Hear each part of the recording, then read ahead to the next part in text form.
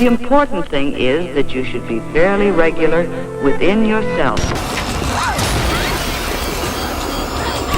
Try not to throw yourself off schedule by getting overtired, emotionally upset, or catching cold.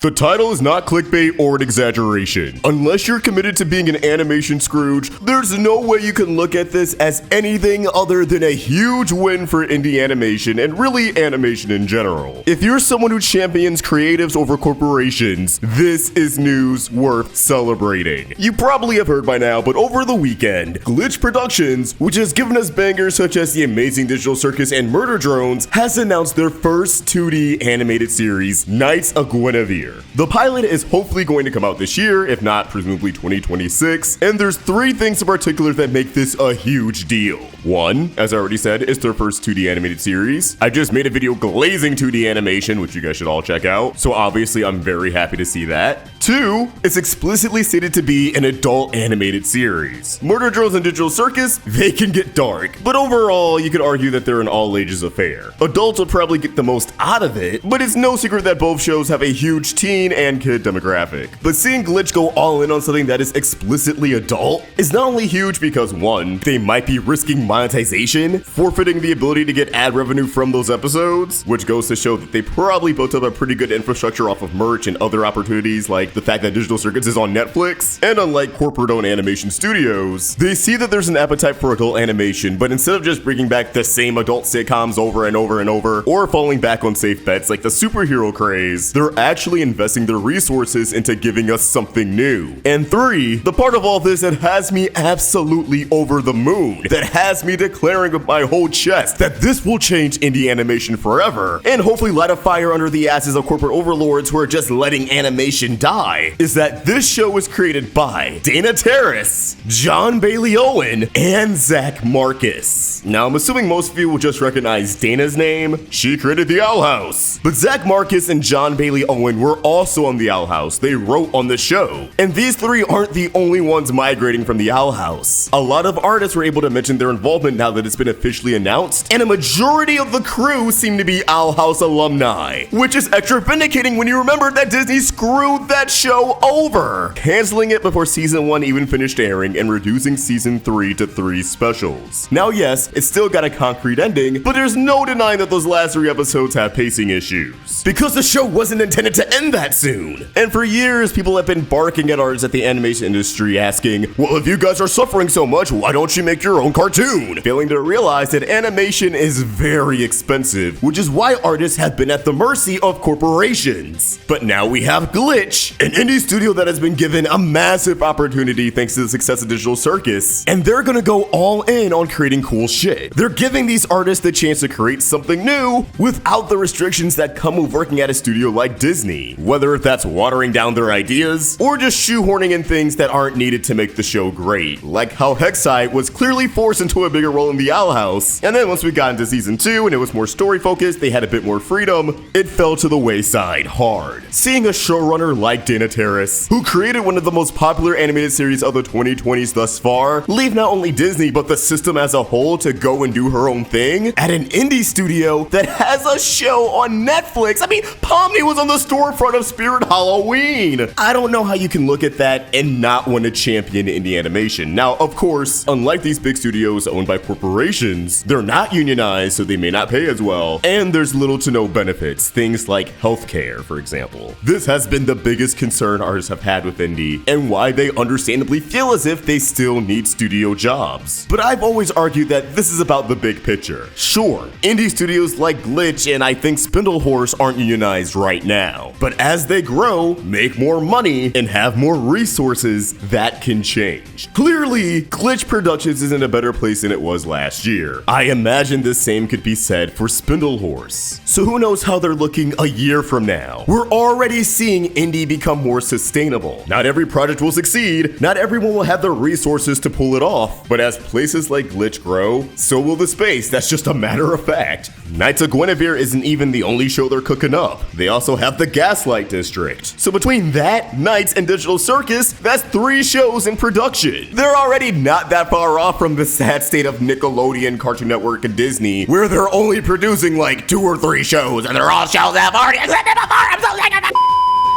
I think indie animation is rapidly growing to a point where it can stand toe-to-toe with the big studios, and of course, artists still need jobs until then. But if studios are barely greenlighting anything and artists are already not getting work, I think the existence of notable indie shows that are still providing some work, even if it doesn't pay as much, is better than nothing.